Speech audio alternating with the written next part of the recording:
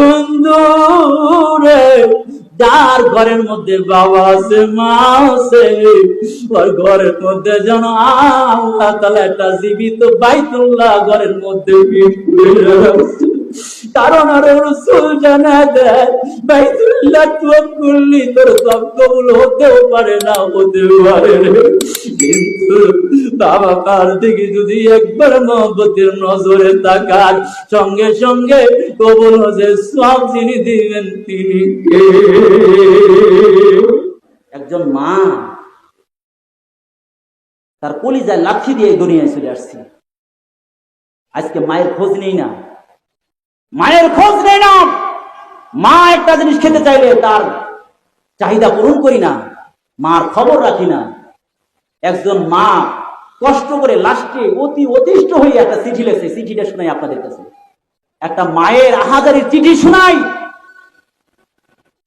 একজন মা মারা যাওয়ার পরে তার ঘরে গিয়া ঝাড়ু দিতে গিয়ে সন্তান চিঠি পাইছে, চিঠির মধ্যে লেখা আছে, মায়ের চিঠিতে বলতেছে, ও খোকা,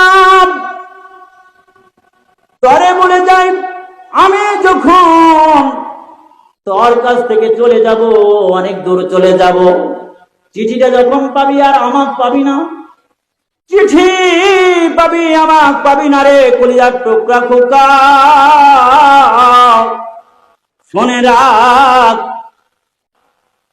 তুই যখন ছোট ছিলি আমি 10 দিন তোর অসুস্থ ছিল, জ্বর ছিল, 10 দিন পর্যন্ত আমি ঘুমাই নাই। তোর বাবা বলেছিল কোলের থেকে নামাইয়া শোয়া দিতে, কিন্তু আমি শোয়া দেই না। আমি তোরে কোলে করে রেখেছি বারবার, কিন্তু তুই পেশাব করে দিছিস। পেশাবের জায়গা থেকে সরাইয়া শেষ পর্যন্ত কোনো কাপড় নাই, ওই জায়গার মধ্যে আমি অবস্থান করেছি, কিন্তু তরে আমি অবস্থান করতে দেইনি। আমি তরে কোলের মধ্যে বুকের মধ্যে আগলে রাখছি।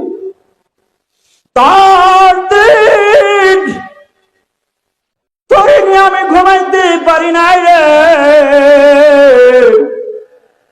তুই যখন শিশু, তোর বাবা দুনিয়া থেকে বিদায় নিয়ে চলে যায়, আমি আমার এই সংসারটা কষ্ট করে চালাই। আমি কি করি, অন্যের বাড়িতে কাজ করে সংসারটা চালাই। আমি তোরে কষ্ট করে খাবার জোগাড় করেছি রে, আমি কোনদিন পেট ভরে খাবার খাওয়ার সুযোগ হয় নাই। কতদিন গিয়েছি লবণ ভাত খেয়েছি, একদিন হঠাৎ করে কি পাক করবো, খাবার নাই, চাউল নাই, কিছুই নাই। আমি কি করলাম, অন্য বাড়িতে গিয়ে আমি কাজ করে কিছু চাউল নিয়ে আসলাম। কিছু চাউল নিয়ে এসে আমি ভাগ করলাম রে খোকা। আমি তো কি তার মুখের মধ্যে খাবার তুলে দিলাম। আমার লবণ ছাড়া আর কোনো ভাত ছিল না, কোনো খাবার ছিল না। আর খোকা হাঁটি হাঁটি পা পা করে একটু তুই যখন বড় হলি রে, তোর ফ্যামিলি এরকম লেখাপড়া করার জন্য আমার কি করতে হইল, তোর বাবার দেওয়া স্মৃতিটা নাকি রোপের পর্যন্ত আমি বিক্রি কইরা তোর পরীক্ষার ফিটা আমি দিয়েছিলাম। হাঁটি হাঁটি পাপা কইরা পরীক্ষা দিয়ে যখন পাস কইরা এবার তুই একটা চাকরি পাইলি, এবার বিবাহ করলি। বিবাহ কইরা স্ত্রীর গান কথা শুই না আমার একদম বাড়ির থেকে আলাদা কইরা বাসবের একদম কোনায় তুই রেখেছিস। আমি তখন ভয় পাইতেছিলাম রে। আমি তখন অনয় বিনয় করে বললাম আমারে আলাদা কইরা দিস না, আমার বড় ভয় লাগে। তুই তখন বলেছিলি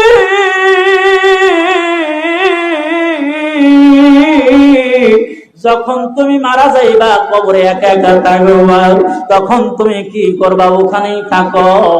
এরপরে তুই কিন্তু আমারে আলাদা কইরাই রাখলি।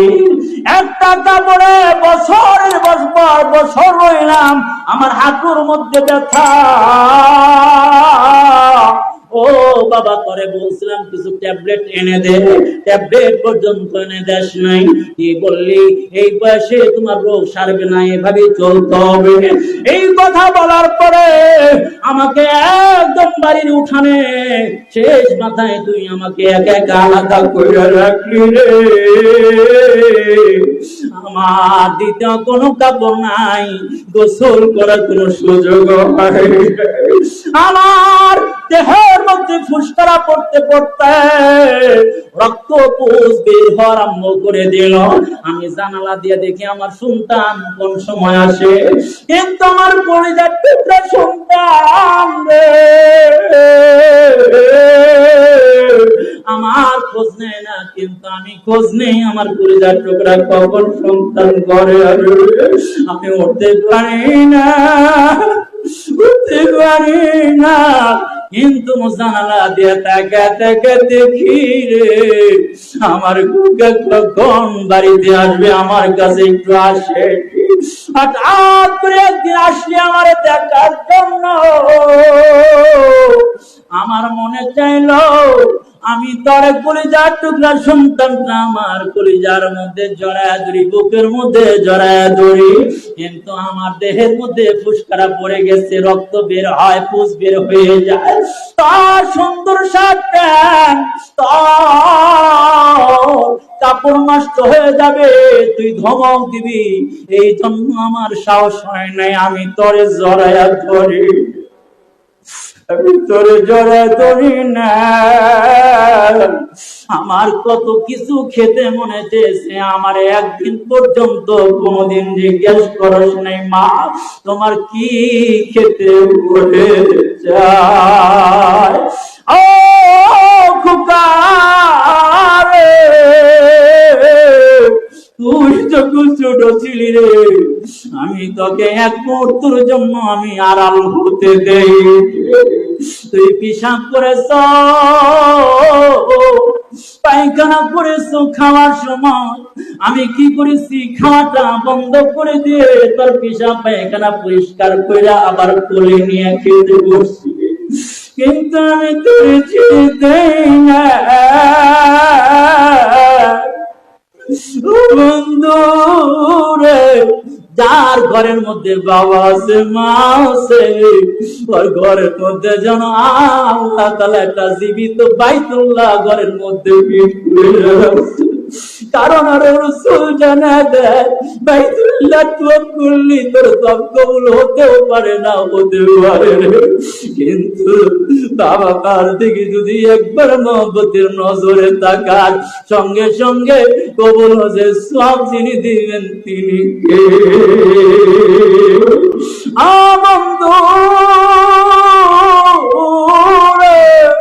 যারা বাবার লোকে বেদবি করেছ, মার লোকে বেদবি করেছ, তোদের দুইটা পা দে যুবক ভাই, তাদের পা ধরে বলি মার লোকে বেদবি করিস না, বাবার লোকে বেদবি করিস না। কেউ যদি মার লোকে বেদবি কইরে তা করে আজকে তোর তুই যে পা ধরে বলি তুই মার কাছে গিয়া মাফ চাবি, মার কাছে গিয়া মাফ চাবি, মা করে মাফ করে দিবে। আজকে তুই বাবার কাছে গিয়া মাফ চাবি, বাবা মাফ করে দিবে। বাবা যদি না থাকে চাচার কাছে গিয়া মাফ চাবি, মা যদি না থাকে তুই খালার কাছে গিয়া মাফ চাবি। আর কোনদিন বাবার লগে বেয়াদবি করবে না, মার লগে বেয়াদবি করবে না। কে কে রাজি আছো? আর কোনদিন নামাজ ছাড়বো না। কে কে রাজি আছো? যারা রাজি আছো হাত দুইটা আল্লাহকে দেখায়া দাও, দুই হাত তোলে। আল্লাহ গভীর রাত পর্যন্ত কোরআন হাদিসের আলোচনা তাফসীর শুনতেছিল, আল্লাহ জিয়াতের তাফসীর করতেছিলাম, আংশিক কিছু কথা বলেছি। আল্লাহ গভীর রাত্রি হয়ে গেছে রে, মালি 12:30টার কাছাকাছি হয়ে গেছে। ও আল্লাহ তোমার বান্দা বান্দির হাত তুলেছে, নামাজ ছাড়বে না, কোনদিন বড়দের সাথে বেয়াদবি করবে না, মায়ের সাথে বেয়াদবি করবে না, পিতার সাথে বেয়াদবি করবে না। আল্লাহ আমার কাজ ছিল হাত দুইটা তুলে দেওয়া, হাত দুইটা উঠে দিলাম। কবুল করার মালিক তুমি, কবুল করে না, বলো না আমিন।